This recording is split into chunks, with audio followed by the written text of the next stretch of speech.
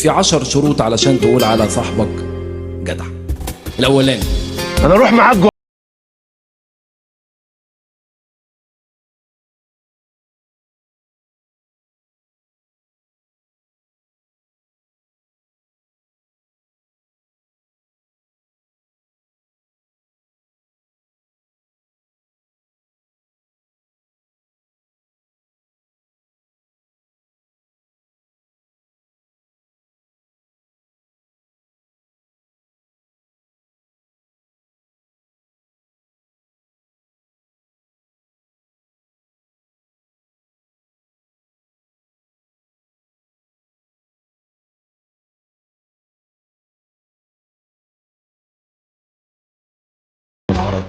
ما يكونش يوم صاحب غرض ولا جايبه مال أو مصلحة. ربنا يخليك ليا يا صاحبي، دايما مجمعنا.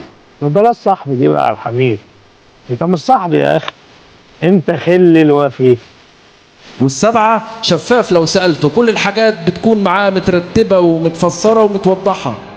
والتامنة، أول حد يسمع شكوتك تحكي له فرحك بلوتك ويكون معاك ويثبتك لو مركبك خاب الشراع. والتاسعة، لو ضيعت عمر وكان مصاحبك تنظر لصاحبك ما تلاقيش العمر ضاع.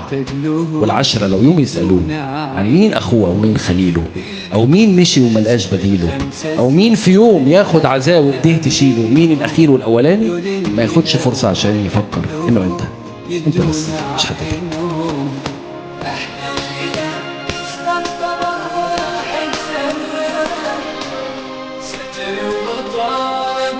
حاسين بالأمان، احنا اللي نستنطر واحد زمان.